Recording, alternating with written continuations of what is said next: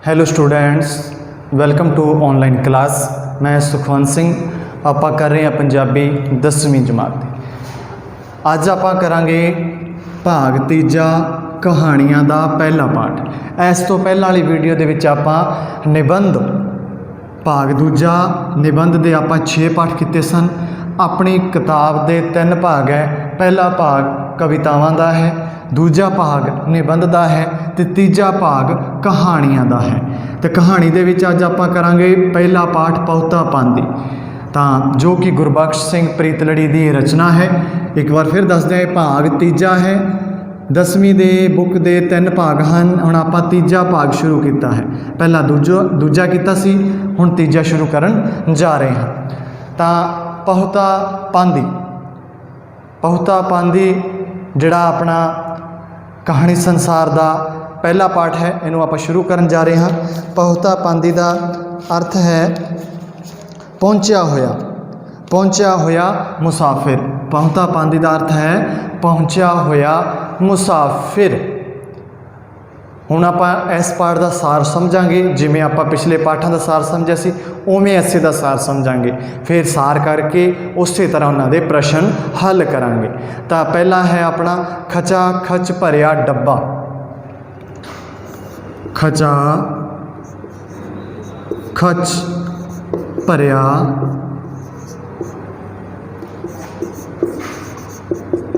डब्बा। खचा खच भरिया डब्बा। हुण जो डब्बा की सी, वो डब्बा सी जिहड़ा खचा खच वो भरिया होया सी।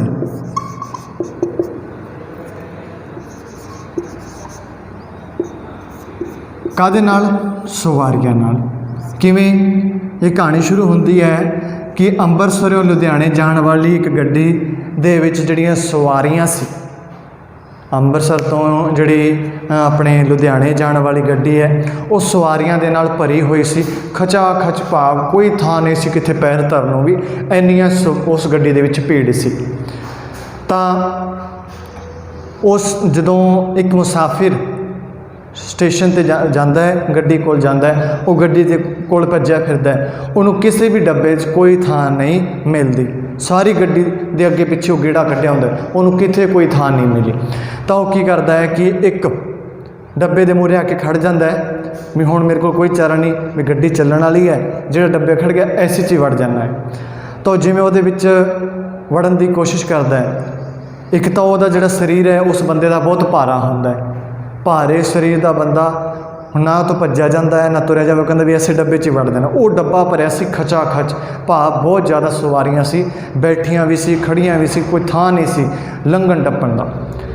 तो जदों ही वो बारी के कोले हुंदा है तो सवारियां झिड़क देंदियां, या बारी के जो सवारी खड़ी वो कह देंदी है ये थां नहीं, इस डब्बा भरिया होया खचा खच भरिया। तो वापस मुड़ जाता है। वापस मुड़दा ही है, इतने अंदरों एक आवाज़ आती है, एक आदमी की आवाज़ आती है, थां क्यों नहीं, आजा भाई तू वापस आ जा, थां पई है। वो वापस मुड़दा है, तो जो वापस मुड़ के देखता है तो वो आदमी कौन होंदा है? मेजर साहब। मेजर साहब होंदे हैं। वो आदमी जो देखता है मेजर साहब नूं, तो उन्होंने मेजर साहब आवाज़ मार के अपने कोल बुला लेंदे हैं। वो औखा सौखा डब्बे दे विच वड़ जाता है, वड़ के मेजर साहब दे कोल जा वड़दा है। वो आदमी कौन सी जिन्हें आवाज़ मारी? मेजर साहब सी। मेजर साहब अपने तो पिछा जिथे बैठा इशारा करके कहता है भी वो जिहड़ी सवारी है वो सीट है अगले स्टेशन ते, उस सवारी ने उतर जाना है तो तुसी उत्थे जाके बह जाना है, तो तुसी ऐं करो हुण उत्थे पहुँच जाओ। गड्डी 'च लंघण नूं थां नहीं सी, शरीर भारा सी। हुण मेजर साहब नूं आखे भी उत्थे तो जाना बहुत औखा है, पर फिर भी किवें ना किवें करके उहदे कोले उस बंदे कोल पहुँच गया। उस बंदे कोल पहुँच गया, उन्हें पहुँच के जदों पहुँचा विचों दी उदों स्टेशन आ गया। स्टेशन आया तो बंदा जिस कोल भेजा सी उहदी सीट खाली हो गई, तो जिहड़ा भारा सज्जन सी वो बेचारा उत्थे बह गया।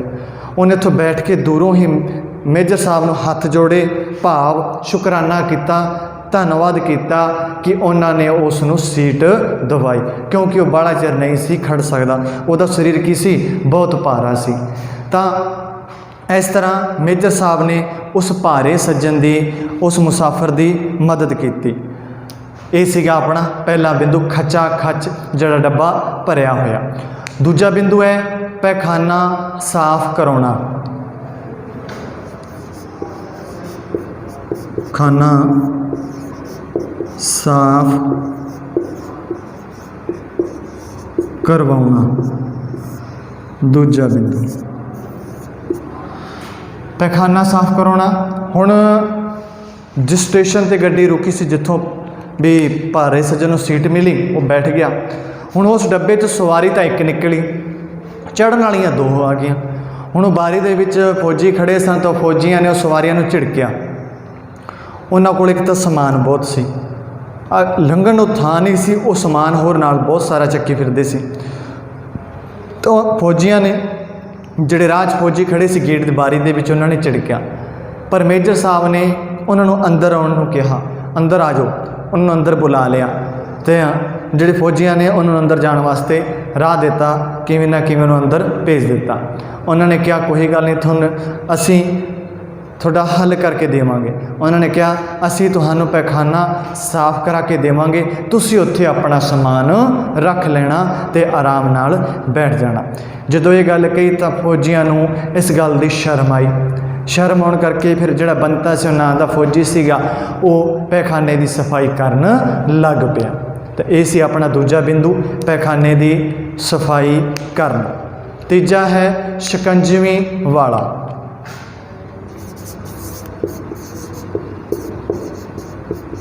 ਸ਼ਿਕੰਜਵੀ ਵਾਲਾ।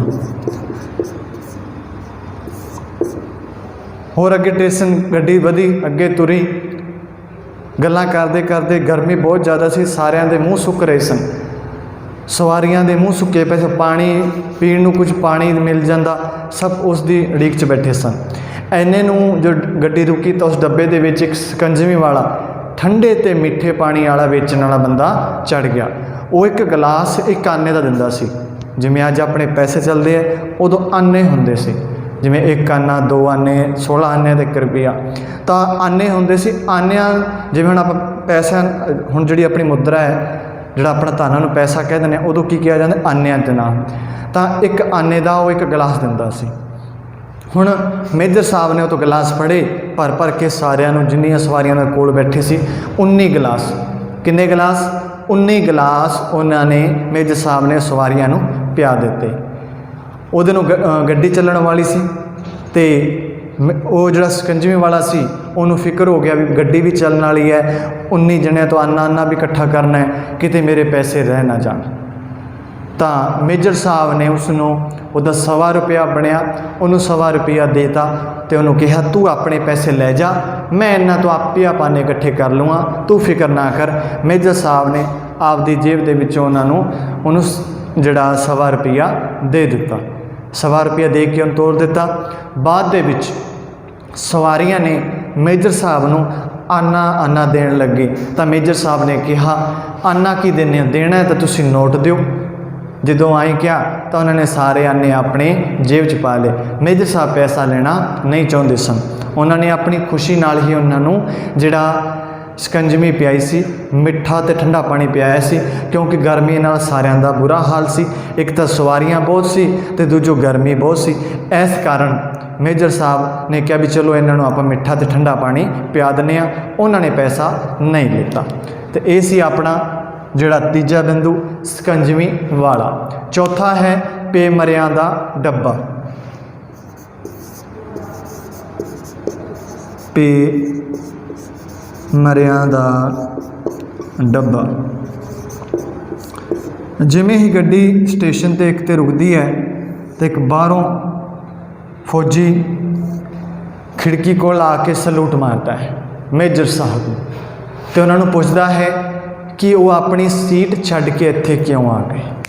ਵੀ ਉਹ ਮੇਜਰ ਸਾਹਿਬ ਜਿਹੜੇ ਉਹਨਾਂ ਦੂਜੇ ਫੌਜੀ ਬੈਠੇ ਸਨ, ਉਹਨਾਂ ਦੇ ਹੋਰ ਜਿਹੜੇ ਜਵਾਨ ਬੈਠੇ ਸਨ, ਉਹਨਾਂ ਸਾਰਿਆਂ ਨੂੰ ਛੱਡ ਕੇ ਮੇਜਰ ਸਾਹਿਬ ਹੋਰ ਡੱਬੇ 'ਚ ਆ ਗਏ। ਕਿਉਂ ਆ ਗਏ? ਉਹ ਸੀ ਹਵਲਦਾਰ ਨੇ ਮੇਜਰ ਸਾਹਿਬ ਨੂੰ ਸਲੂਟ ਮਾਰਿਆ ਅਤੇ ਪੁੱਛਿਆ ਵੀ ਉਹ ਆਪਣਾ ਡੱਬਾ ਛੱਡ ਕੇ ਇੱਥੇ ਕਿਉਂ ਆ ਗਏ। ਤਾਂ ਮੇਜਰ ਸਾਹਿਬ ਨੇ ਉਹਨੂੰ ਦੱਸਿਆ ਕਿ ਉਹ ਡੱਬਾ ਕਿਹਦਾ ਸੀ? ਪੇ ਮਰਿਆਂ ਦਾ ਡੱਬਾ ਸੀ। ਕਿਉਂ ਸੀ? ਕੋਈ ਉੱਥੇ ਗੱਲਬਾਤ ਨਹੀਂ ਕਰ ਰਿਹਾ ਸੀ, ਸਾਰੇ ਆਪਣੇ ਕੰਮਾਂ 'ਚ ਰੁੱਝੇ ਸੀ। ਕੋਈ ਅਖਬਾਰ ਪੜ੍ਹ ਰਿਹਾ ਸੀ, ਕੋਈ ਸਿਗਰਟ ਪੀ ਰਿਹਾ ਸੀ, ਕੋਈ ਕੁਛ ਕਰ ਰਿਹਾ ਸੀ, ਪਰ ਕਿਸੇ ਕੋਲੇ ਕੋਈ ਟਾਈਮ ਨਹੀਂ। ਸਭ ਆਪਣੇ ਕੰਮਾਂ ਦੇ ਵਿੱਚ ਕੀ ਹੈ? ਰੁੱਝੇ ਹੋਏ ਸੀ। ਇਹ ਡੱਬਾ ਜਿਹ 'ਚ ਬੈਠੇ ਆ, ਇਹ ਪੇ ਜਿਉਂਦਾ ਹੈ। ਉਹ ਪੇ ਮਰਿਆ ਸੀ, ਆਹ ਡੱਬਾ ਪੇ ਜਿਉਂਦਾ ਹੈ। ਕਿਉਂਕਿ ਜਿਹੜੇ ਮੇਜਰ ਸਾਹਿਬ ਹੈ ਉਹ ਹਸਮੁਖ ਸੁਭਾਅ ਦੇ ਧਨੀ ਸਨ, ਹਸਮੁਖ ਸੁਭਾਅ ਵਾਲੇ ਸਨ। ਉਹ ਜਿਹੜਾ ਸੀ ਰੌਣਕ ਭਾਵ ਗੱਲਾਂ ਬਾਤਾਂ ਕਰਨਾ ਚਾਹੁੰਦੇ ਸਨ, ਪਰ ਉਹ ਜਿਹੜਾ ਪੇ ਮਰਿਆ ਦਾ ਡੱਬਾ ਦੱਸਿਆ ਉਹਦੇ ਵਿੱਚ ਲੋਕ ਕੀ ਸੀ? ਕੋਈ ਸਿਗਰਟ ਪੀ ਜਾਂਦਾ ਹੈ, ਕੋਈ ਕਿਤਾਬ ਪੜ੍ਹੀ ਜਾਂਦਾ ਹੈ, ਕੋਈ ਅਖਬਾਰ ਪੜ੍ਹੀ ਜਾਂਦਾ ਹੈ, ਸਭ ਆਪਣੇ ਆਪਣੇ ਕੰਮ ਦੇ ਵਿੱਚ ਮਸਤ ਸੀ। ਤਾਂ ਉਹਨਾਂ ਦਾ ਉੱਥੇ ਮਨ ਨਹੀਂ ਲੱਗਿਆ। ਉਹ ਉੱਥੋਂ ਉੱਠ ਕੇ ਜਿਹੜੇ ਦੂਜੇ ਡੱਬੇ ਦੇ ਵਿੱਚ ਆ ਗਏ। ਫਿਰ ਪੁੱਛਿਆ, ਹਵਲਦਾਰ ਨੇ ਕਿਹਾ ਕਿ ਮੈਂ ਉਹਨਾਂ ਦੀ ਸੀਟ 'ਤੇ ਜਾ ਕੇ ਬਹਿ ਜਾ ਅਤੇ ਨਾਲੇ ਸਮਾਨ ਦੀ ਰਾਖੀ ਕਰ ਲਾਂ। ਤਾਂ ਮੇਜਰ ਸਾਹਿਬ ਨੇ ਕਿਹਾ ਕਿ ਨਹੀਂ, ਉੱਥੇ ਇੱਕ ਜਾਨਸਨ ਨਾਮ ਦਾ ਇੱਕ ਬੰਦਾ ਬੈਠਾ ਹੈ। ਤਾਂ ਹਵਲਦਾਰ ਨੇ ਪੁੱਛਿਆ ਉਹ ਕੌਣ? ਕਹਿੰਦਾ ਉਹ ਇੱਕ ਮੁਸਾਫਿਰ ਹੈ ਜੋ ਕਿ ਗੱਡੀ ਚੱਲਣ ਵੇਲੇ ਆਇਆ ਸੀ, ਤੁਹਾਨੂੰ ਮੈਂ ਬਾਂਹ ਖਿੱਚ ਕੇ ਅੰਦਰ ਵਾੜ ਲਿਆ ਸੀ। ਉਹਨੇ ਜਦੋਂ ਪੁੱਛੀ ਸੀਟ ਨਹੀਂ ਮਿਲੀ ਤਾਂ ਮੇਜਰ ਸਾਹਿਬ ਨੇ ਆਪਣੀ ਟਿਕਟ ਉਹਦੇ ਨਾਲ ਵਟਾ ਕੇ ਉਹਨਾਂ ਦੀ ਸੀਟ 'ਤੇ, ਮੇਜਰ ਸਾਹਿਬ ਉਸ ਨੂੰ ਆਪਦੀ ਸੀਟ 'ਤੇ ਬਿਠਾਏ ਅਤੇ ਮੇਜਰ ਸਾਹਿਬ ਆਪ ਇੱਧਰ ਆ ਗਏ। ਤਾਂ ਇਸ ਤਰ੍ਹਾਂ ਮੇਜਰ ਸਾਹਿਬ ਨੂੰ ਕੀ ਦੱਸਦੇ ਆ ਕਿ ਜਿਹੜਾ ਉਹ ਡੱਬਾ ਹੈ ਉਹ ਪੇ ਮਰਿਆਂ ਦਾ ਡੱਬਾ ਹੈ ਅਤੇ ਇਹ ਡੱਬਾ ਹੈ ਇਹ ਪੇ ਜਿਉਂਦਾ ਦਾ ਡੱਬਾ ਹੈ। ਅਗਲਾ ਹੈ ਲਾਸਟ ਇਸ ਪਾਠ ਦਾ, ਡੱਬੇ ਦੀ ਰੂਹ। ਡੱਬੇ ਦੀ ਰੂਹ। ਹੁਣ ਡੱਬੇ ਦੀ ਰੂਹ ਕਿਵੇਂ? ਕਿ ਮੇਜਰ ਸਾਹਿਬ ਜਿਹੜੇ ਡੱਬੇ ਦਾ ਹੁਣ ਕੇਂਦਰ ਬਿੰਦੂ ਬਣ ਗਏ ਸਨ। ਮੇਜਰ ਸਾਹਿਬ ਦੀ ਡੱਬੇ ਦੇ ਵਿੱਚ ਜਿਵੇਂ ਆਪਣੇ ਘਰ ਕਦਰ ਹੁੰਦੀ ਹੈ, ਉਸ ਤਰ੍ਹਾਂ ਮੇਜਰ ਸਾਹਿਬ ਦੀ ਹੁਣ ਕਦਰ ਹੁੰਦੀ ਸੀ ਜਿਵੇਂ ਘਰ ਦੇ ਵਿੱਚ ਉਹਨਾਂ ਦੀ ਕਦਰ ਹੁੰਦੀ ਸੀ। ਇੱਜ਼ਤ ਮਾਣ ਹੁੰਦਾ ਸੀ, ਸਭ ਉਹਨਾਂ ਨੂੰ ਇੱਜ਼ਤ ਮਾਣ, ਪਿਆਰ ਮਾਣ ਸਤਿਕਾਰ ਨਾਲ ਉਹਨਾਂ ਨਾਲ ਗੱਲਾਂ ਕਰ ਰਹੇ ਸਨ। ਤਾਂ ਜਦੋਂ ਮੁਸਾਫਰਾਂ ਨੇ ਉਹਨਾਂ ਤੋਂ ਥਾਂ ਟਿਕਾਣਾ ਪੁੱਛਿਆ ਤਾਂ ਉਹਨਾਂ ਨੇ ਕਿਹਾ ਵੀ ਪਹਿਲਾਂ ਮੈਂ ਆਪਣਾ ਸਮਾਨ ਇਕੱਠਾ ਕਰ ਲਾਂ। ਉਹਨਾਂ ਨੇ ਆਪਦਾ ਸਮਾਨ ਜਿਹੜਾ ਖਿੰਡਿਆ ਪਿਆ ਉਹ ਇਕੱਠਾ ਕਰਨ ਲੱਗ ਪਏ। ਫਿਰ ਜਦੋਂ ਸਟੇਸ਼ਨ ਆਇਆ ਉਹ ਰੁਕੇ, ਉਤਰ ਗਏ। ਤਾਂ ਉਹਨਾਂ ਨੇ ਮੁਸਾਫਰਾਂ ਨੇ ਪੁੱਛਿਆ ਵੀ ਤੁਹਾਡਾ ਥਾਂ ਟਿਕਾਣਾ? ਕਹਿੰਦਾ ਮੈਂ ਪੇ ਮਰਿਆਂ ਵਾਲੇ ਡੱਬੇ 'ਚੋਂ ਆਪਣਾ ਸਮਾਨ ਚੁੱਕ ਲੈ ਆਵਾਂ, ਫਿਰ ਉਸ ਤੋਂ ਬਾਅਦ ਤੁਹਾਨੂੰ ਪੂਰਾ ਥਾਂ ਟਿਕਾਣਾ ਨਾ ਸਾਰਾ ਦੱਸ ਕੇ ਹੀ ਜਾਊਂਗਾ। ਤਾਂ ਇਸ ਤਰ੍ਹਾਂ ਉਹ ਬਿਨਾਂ ਦੱਸੇ ਡੱਬੇ ਤੋਂ ਫਿਰ ਉਤਰ ਗਏ। ਤਾਂ ਜਿਵੇਂ ਹੀ ਮੇਜਰ ਸਾਹਿਬ ਡੱਬੇ 'ਚੋਂ ਬਾਹਰ ਨਿਕਲੇ ਤਾਂ ਐਂ ਲੱਗਦਾ ਕਿ ਜਿਵੇਂ ਡੱਬੇ 'ਚੋਂ ਕੀ ਨਿਕਲ ਗਈ ਹੋਵੇ, ਰੂਹ ਹੀ ਨਿਕਲ ਗਈ ਹੋਵੇ। ਡੱਬਾ ਭਾ ਕਰਦਾ ਰਹਿ ਗਿਆ। ਰੇਲ ਗੱਡੀ ਦਾ ਡੱਬਾ ਕੀ ਹੈ? ਭਾ ਖਾਲੀ ਮਹਿਸੂਸ ਹੋਣ ਲੱਗ ਪਿਆ। ਕਾਰਨ ਕਿਉਂਕਿ ਜਿਹੜੇ ਮੇਜਰ ਸਾਹਿਬ ਸੀ ਉਹਨਾਂ ਦਾ ਸੁਭਾਅ ਮਿਲਣਸਾਰ ਹਸਮੁਖ ਸੀ। ਉਹ ਸਭ ਨੂੰ ਜਿਹੜਾ ਇੱਜ਼ਤ ਮਾਣ ਨਾਲ ਗੱਲ ਕਰਨ ਵਾਲੇ ਜਿਹੜੇ ਹਸਮੁਖ ਸੁਭਾਅ ਦੇ ਧਨੀ ਇਨਸਾਨ ਸੀ। ਤਾਂ ਇਹ ਸੀ ਆਪਣਾ ਅੱਜ ਦਾ ਜਿਹੜਾ ਕਹਾਣੀ ਦੇ ਵਿੱਚ ਪਹਿਲਾ ਪਾਠ ਬਹੁਤਾ ਪਾਂਦੀ, ਜਿਹਦੀ ਆਪਾਂ ਸਾਰ ਸਮਝਿਆ। ਅਤੇ ਹੁਣ ਆਪਾਂ ਕਰਾਂਗੇ ਇਸ ਪਾਠ ਦੇ ਪ੍ਰਸ਼ਨ ਉੱਤਰ। ਇਹ ਸੀ ਆਪਣਾ 5 ਬਿੰਦੂਆਂ ਦੇ ਵਿੱਚ ਆਪਾਂ ਇਸ ਪਾਠ ਦਾ ਸਾਰ ਨੂੰ ਪੂਰਾ ਕੀਤਾ ਹੈ। ਇਹਨਾਂ 5 ਬਿੰਦੂਆਂ ਦੇ ਵਿੱਚੋਂ ਹੀ ਤੁਹਾਨੂੰ ਪ੍ਰਸ਼ਨਾਂ ਦੇ ਉੱਤਰ ਦੇਣੇ ਹੈ। ਤਾਂ ਪਹਿਲਾਂ ਆਪਾਂ ਜੇ ਸਾਰ ਸਹੀ ਵਧੀਆ ਸਮਝਿਆ ਤਾਂ ਆਪਾਂ ਨੂੰ ਪ੍ਰਸ਼ਨ ਉੱਤਰ 'ਚ ਕੋਈ ਦਿੱਕਤ ਨਹੀਂ ਆਉਣੀ। ਗੱਡੀ ਵਿੱਚ ਚੜ੍ਹੇ ਭਾਰੇ ਸੱਜਣ ਨੂੰ ਬੈਠਣ ਲਈ ਸੀਟ ਕਿਵੇਂ ਮਿਲੀ? ਪਹਿਲਾ ਪ੍ਰਸ਼ਨ ਹੈ, ਗੱਡੀ ਵਿੱਚ ਚੜ੍ਹੇ ਭਾਰੇ ਸੱਜਣ ਨੂੰ ਬੈਠਣ ਲਈ ਸੀਟ ਕਿਵੇਂ ਮਿਲੀ? ਕਿਵੇਂ ਮਿਲੀ ਸੀ ਵੀ ਜਦੋਂ ਉਹ ਮੁਸਾਫਿਰ ਸੀ, ਇੱਕ ਭਾਰਾ ਸਰੀਰ ਦਾ ਮੁਸਾਫਿਰ ਗੱਡੀ ਚੜ੍ਹਨ ਲਈ ਪਲੇਟਫਾਰਮ 'ਤੇ ਜਦੋਂ ਆਇਆ ਤਾਂ ਉਹਨੇ ਦੇਖਿਆ ਜਿਹੜੀ ਗੱਡੀ ਸੀ, ਜਿਹੜੀ ਅੰਮ੍ਰਿਤਸਰ ਤੋਂ ਲੁਧਿਆਣੇ ਜਾਣੋ, ਸਾਰੀ ਸਵਾਰੀਆਂ ਨਾਲ ਖਚਾ ਖਚ ਭਰੀ ਹੋਈ ਸੀ।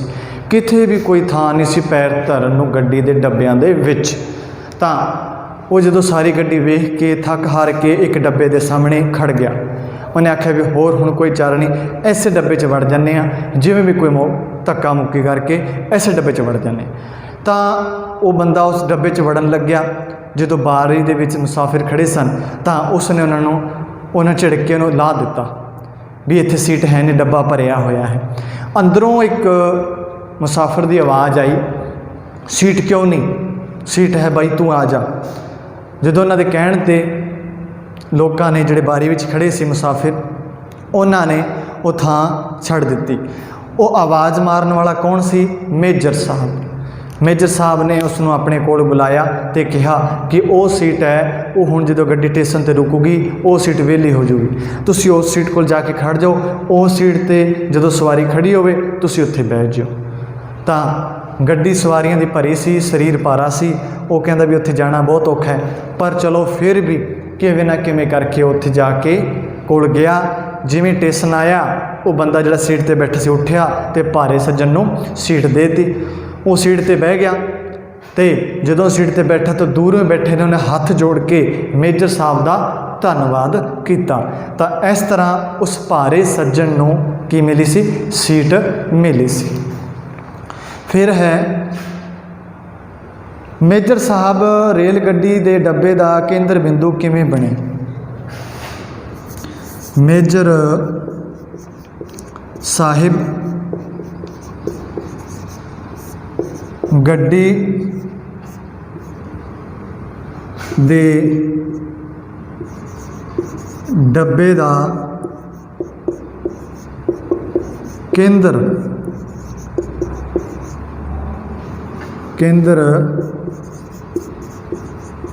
बिंदु किवें बने? केंद्र बिंदु किवें बने? मेजर साहब।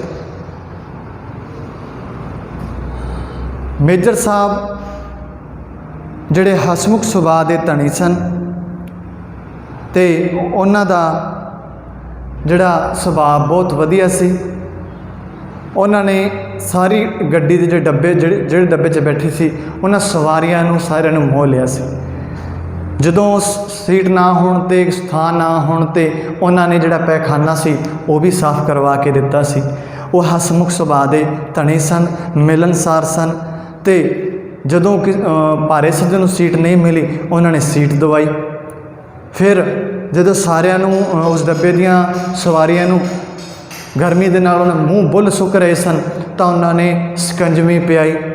तो इन्हां सारियां गल्लां करके जिहड़ा मेजर साहब सी वो गड्डी का डब्बे का केंद्र बिंदु बने हुए सी। किवें बने हुए सी कि एक तो वो हसमुख सुभाਅ के बंदे सी, दूजा वो रच मिच के रहने वाले सी। वो डब्बे दे विच की सी? रच मिच गए सी। फिर उन्होंने जिहड़े भारे सज्जन नूं सीट दवाई। फिर जिहड़ियां सवारियां सी उन्होंने जदों सवारियां सी उन्होंने ते लगी हुई सी तो उन्होंने उन्होंने बस ठंडा ते मिठे पानी की की कीती, उन्होंने पियाया आपदे पल्लियों पैसे दे के। इन्हां कारणा करके वो जिहड़े मेजर साहब सीगे वो मेजर साहब सी उन्होंने जिहड़ा अपने गड्डी के डब्बे का की बन गए? केंद्र बिंदु बन गए सन इन्हां गल्लां दे कारण। तो तीजा प्रश्न है ਸਕੰਜਵੀ वाला पैसों की चिंता क्यों कर रहा सी? शकंजवी वाला पैसियां शकंजवी वाला पैसियां दी वाला पैसियां दी चिंता क्यों कर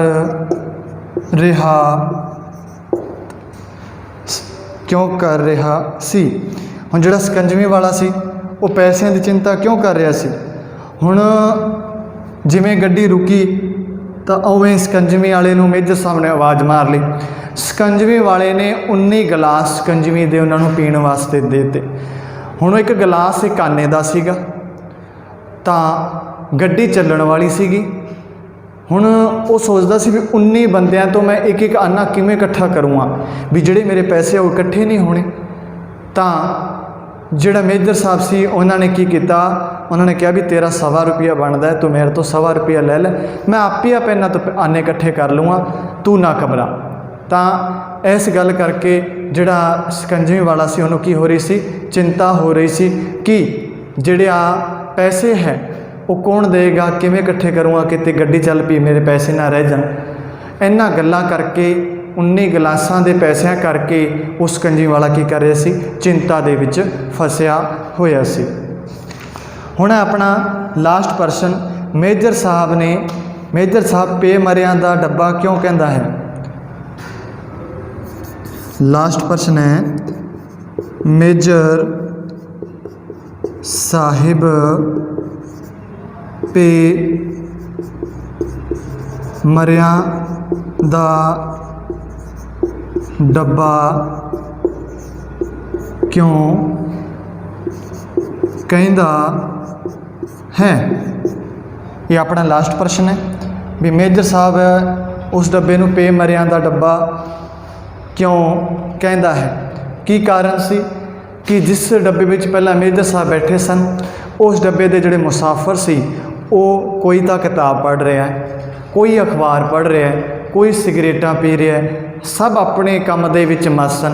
ਪਰ ਜਿਹੜੇ ਮੇਜਰ ਸਾਹਿਬ ਸੀ ਇਹ ਗੱਲਾਂ ਕਰਨ ਦੇ ਸ਼ੌਕੀਨ ਸਨ, ਕੋਈ ਕਿਸੇ ਨਾਲ ਗੱਲਬਾਤ ਨਹੀਂ ਸੀ ਕਰ ਰਿਹਾ। ਅਤੇ ਇਹਨਾਂ ਗੱਲਾਂ ਕਰਕੇ ਮੇਜਰ ਸਾਹਿਬ ਉਹਨਾਂ ਨੇ ਕੀ ਕਿਹਾ ਕਿ ਇਹ ਡੱਬਾ ਕੀ ਹੈ, ਪੇ ਮਰਿਆਂ ਦਾ।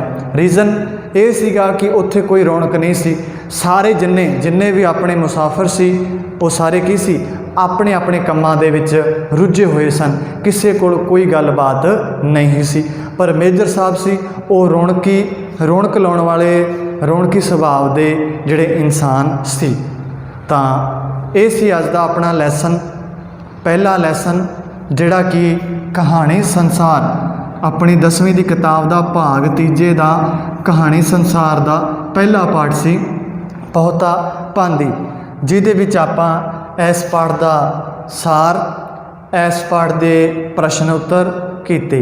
ਅਤੇ ਇਸ ਪਾਠ 'ਚੋਂ ਆਪਾਂ ਹੁਣ ਜਿਹੜੀ ਮੇਜਰ ਸਾਹਿਬ ਦੀ ਪਾਤਰ ਉਸਾਰੀ ਵੀ ਪੇਪਰ ਦੇ ਵਿੱਚ ਆ ਸਕਦੀ ਹੈ। ਇਹਨਾਂ ਪਾਠਾਂ ਦੇ ਵਿੱਚੋਂ ਪਾਤਰ ਉਸਾਰੀ ਹੁਣ ਆਪਾਂ ਮੇਜਰ ਸਾਹਿਬ ਦੇ ਸਾਰ ਦੇ ਵਿੱਚ ਵੀ ਗੱਲ ਕੀਤੀ ਹੈ ਅਤੇ ਪ੍ਰਸ਼ਨ ਉੱਤਰਾਂ ਦੇ ਵਿੱਚ ਵੀ ਗੱਲ ਕੀਤੀ ਹੈ। ਤਾਂ ਆਪਾਂ ਉਹਨਾਂ ਦੇ ਸੁਭਾਅ ਬਾਰੇ, ਮੇਜਰ ਸਾਹਿਬ ਦੇ ਸੁਭਾਅ ਬਾਰੇ ਕੀ ਲਿਖਣਾ ਹੈ, ਉਹਨਾਂ ਦੇ ਸੁਭਾਅ ਬਾਰੇ ਆਪਾਂ ਲਿਖਣਾ ਹੈ ਵੀ ਉਹਨਾਂ ਦਾ ਸੁਭਾਅ ਕਿਹੋ ਜਿਹਾ ਸੀ, ਉਹ ਕਿਹੋ ਜਿਹੇ ਸੁਭਾਅ ਦੇ ਧਨੀ ਸੀ। ਤਾਂ ਉਹ ਸਾਰੀਆਂ ਗੱਲਾਂ ਜਿੰਨੀਆਂ ਆਪਾਂ ਸਾਰ 'ਚ ਪੜ੍ਹੀਆਂ ਉਹ ਆਪਾਂ ਸਾਰ ਦੇ ਵਿੱਚ ਵੀ ਜਿਹੜਾ ਉਹਨਾਂ ਦਾ ਮੇਜਰ ਸਾਹਿਬ ਦਾ ਪਾਤਰ ਚਿੱਤਰਨ ਹੈ ਉਹਦੇ ਵਿੱਚ ਵੀ ਲਿਖਣੀਆਂ ਹੈ। ਤਾਂ ਜਿਹੜਾ ਆਪਣੇ 5 ਪਾਠ ਹੋਣਗੇ ਕਹਾਣੀ ਸੰਸਾਰ ਵਾਲੇ, ਇਹਨਾਂ ਦੇ ਵਿੱਚ ਆਪਾਂ ਜਿਹੜੇ ਆਪਣੇ ਦੇ ਮੁੱਖ ਪਾਤਰ ਹੋਇਆ ਕਰਨਗੇ ਉਹਨਾਂ ਦੀ ਪਾਤਰ ਉਸਾਰੀ ਵੀ ਕਰਨੀ ਹੈ, ਨੋਟਬੁੱਕ ਦੇ ਵਿੱਚ ਆਪਾਂ ਨੋਟ ਕਰਨੀ ਹੈ, ਕਿਉਂਕਿ ਪਾਤਰ ਉਸਾਰੀ 5 ਨੰਬਰ ਦੀ ਆਪਣੀ ਬੋਰਡ ਦੀ ਪ੍ਰੀਖਿਆ ਦੇ ਵਿੱਚ ਆਉਂਦੀ ਹੈ। ਜਾਂ ਤਾਂ ਆਪਾਂ ਨੂੰ ਜਿਹੜੇ ਪਹਿਲਾ ਪਾਠ 6 ਕੀਤੇ ਹੈ ਉਹਨਾਂ ਦਾ ਵਿਸ਼ਾ ਵਸਤੂ ਸਾਰ ਵੀ ਪੁੱਛ ਸਕਦਾ ਹੈ, ਅਤੇ ਇਹਨਾਂ ਪਾਠਾਂ ਦੇ ਵਿੱਚੋਂ ਕੀ ਪੁੱਛ ਸਕਦਾ ਹੈ, ਪਾਤਰ ਉਸਾਰੀ ਪੁੱਛ ਸਕਦਾ ਹੈ। ਤਾਂ ਇਸ ਲਈ ਆਪਾਂ ਨੂੰ ਇਸ ਪਾਠ ਦੇ ਕਹਾਣੀ ਨੂੰ ਵੀ ਚੰਗੀ ਤਰ੍ਹਾਂ ਸਮਝਣਾ ਹੈ, ਇਸ ਪਾਠ ਦੇ ਜਿਹੜੇ ਪਾਤਰ ਉਸਾਰੀ ਹੈ ਉਸ ਨੂੰ ਵੀ ਚੰਗੀ ਤਰ੍ਹਾਂ ਸਮਝਣਾ ਹੈ। ਅਤੇ ਇਹ ਅੱਜ ਆਪਣਾ ਜਿਹੜਾ ਕਹਾਣੀ ਸੰਸਾਰ ਦਾ ਨਵਾਂ ਆਪਾਂ ਲੈਸਨ ਸ਼ੁਰੂ ਕੀਤਾ ਹੈ। ਉਹ ਪਹਿਲਾਂ ਆਪਣੇ ਲੈਸਨ ਸੀਗੇ 6 ਜੋ ਕਿ ਨਿਬੰਧ ਵਾਲੇ ਦੇ ਸੀਗੇ। ਇਹ ਹੈ ਤੀਜਾ ਭਾਗ ਕਹਾਣੀਆਂ ਦਾ ਪਹਿਲਾ ਲੈਸਨ ਬਹੁਤਾ ਪਾਂਦੀ, ਜੋ ਕਿ ਗੁਰਬਖਸ਼ ਸਿੰਘ ਪ੍ਰੀਤਲੜੀ ਦੀ ਲਿਖੀ ਹੋਈ ਕਹਾਣੀ ਸੀ, ਜਿਸ ਕਹਾਣੀ ਦਾ ਤੁਸੀਂ ਸਾਰ ਅਤੇ ਪ੍ਰਸ਼ਨ ਉੱਤਰ ਨੂੰ ਧਿਆਨ ਨਾਲ ਸਮਝਿਆ। ਅੱਜ ਦਾ ਲੈਸਨ ਇਹ ਆਪਣਾ ਪੂਰਾ ਹੁੰਦਾ ਹੈ। ਅਗਲੀ ਵੀਡੀਓ ਦੇ ਵਿੱਚ ਨਵਾਂ ਲੈਸਨ ਲੈ ਕੇ ਆਵਾਂਗੇ। ਧੰਨਵਾਦ।